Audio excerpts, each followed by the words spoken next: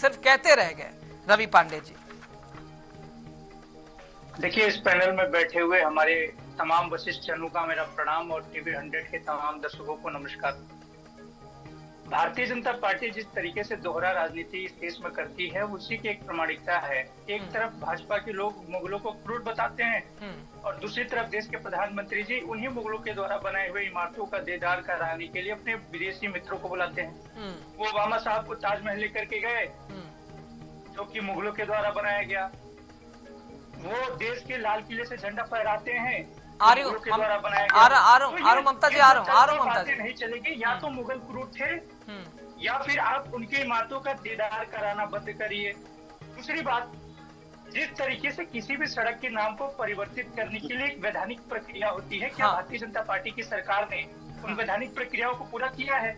अगर आपने वैधानिक प्रक्रियाओं को पूरा नहीं किया तो स्वामी विवेकानंद जी के नाम को आप मजाक बनाना चाहते हैं। तो कहीं ना कहीं भारतीय जनता पार्टी की ये दोहरा राजनीति की चारित्रिक प्रमाण पत्र है। दूसरी तरफ सर, इसी दिल्ली के अंदर कैनिंग रोड है, चैम्सफोर्ड रोड है, लॉर्ड हार्डिंग रोड है, कर्जन रोड है। ये किनके नाम पर है?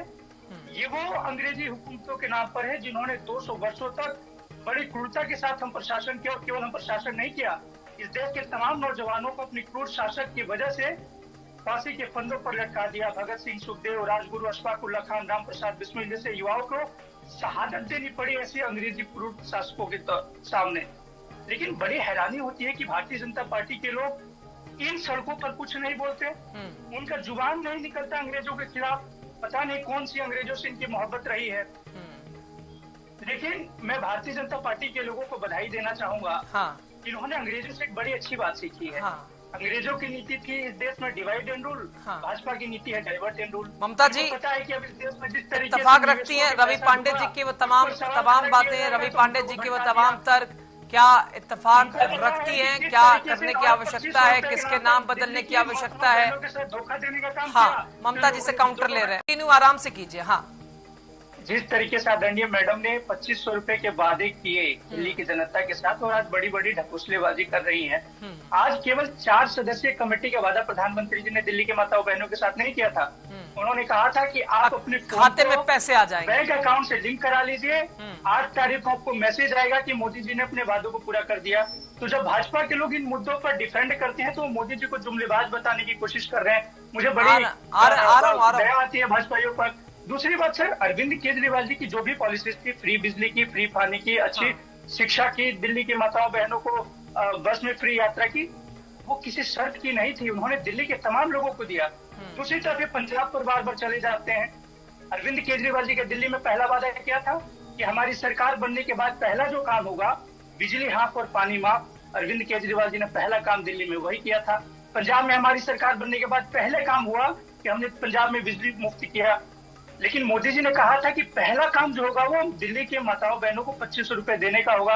4 सदस्यीय कमेटी बनाने का वादा मोदी जी ने नहीं किया था। तो इस प्रकार से भाजपा के प्रवक्ताओं से मेरा हाथ जोड़ करके निवेदन है कि आप डिफेंड करते वक्त मोदी जी को जुमलेबाज पहली कैबिनेट की बात थी भाई, खटाखट कि स्वामी विवेकानंद जी इस देश में युवाओं की तरुणाई के प्रतीक है, युवाओं की जोश के प्रतीक है, युवाओं की क्रांति के प्रतीक है। लेकिन जब मोदी जी कहते थे कि 2 करोड़ रोजगार देंगे और अब कह रहे हैं कि रोजगार मांगोगे तो लाठी डंडे मार देंगे, और दिल्ली के और पूरे देश के सड़कों पर युवाओं को रोजगार के लिए पीटा जाता है, तो स्वामी विवेकानंद जी की आत्माएं रो रही होंगी। जब इस देश के युवाओं के साथ भारतीय जनता पार्टी की सरकार लाठी से दमन करने की कोशिश करती है, तो स्वामी विवेकानंद जी की आत्माएं रो रही होंगी। हम बार बार ये कह रहे हैं कि आप क्यों ड्रामे कर रहे हैं? यदि आपको नाम बदलना है तो एक वैधानिक प्रक्रिया के तहत नाम बदलिए, नौटंकी मत करिए। लेकिन नाम बदलना तो एक बहाना है, मुद्दा से भुटकाना इनका असली मुद्दा है। ममता जी नौटंकी मत करिए, नाम बदलना तो एक बहाना है, असल जो विषय है वो है मुद्दों से भटकाना। रवि जी यही कह रहे हैं कि नाम बदलना तो महज एक ड्रामा है, एक नौटंकी है, असल मुद्दों से भटकाना है, ये सबसे बड़ी चीज। रवि पांडे जी, फिर मैं लौट रहा हूँ अजय तिवारी जी के पास भी। ममता जी के काउंटर एक ले लेते। ममता, किस तरीके से अपनी एक सामान्य कार्यकर्ता को मुख्यमंत्री बना दिया गया, रवि पांडे जी, इससे बड़ी बात क्या होगी? एक सामान्य कार्यकर्ता को मुख्यमंत्री बना दिया गया हो, वो अगर उनसे बात की जाए तो उनके अनुभव है, ऐसा वो फील कर रही है कि वो नायक के अनिल कपूर जैसी। तो ये है बीजेपी। और वो भी उन्हें टेम्परेरी मुख्यमंत्री कहा जा रहा है। वो प्रोमिनेंट मुख्यमंत्री है, उनको टेम्परेरी अस्थायी नहीं कह रहा है कोई। संविधान की सबसे बड़ी ताकत है, लेकिन वही मोदी जी और भारतीय जनता पार्टी और आरएसएस के लोग उसी संविधान को बदलने की बात करते हैं। तो यदि रेखा गुप्ता जी दिल्ली में सीएम बनी है तो देश के संविधान के कारण बनी है, देश के लोकतांत्रिक मूल्यों के ताकत के कारण बनी है कि देश में लोकतंत्र है, देश में संविधान है। लेकिन वही भाजपा के लोग देश के संविधान को बदलने की बात करते हैं। हाँ। इनके कई नेताओं ने कहा कि हमें 400 पार दे दो, हम इस देश के संविधान को बदल देंगे।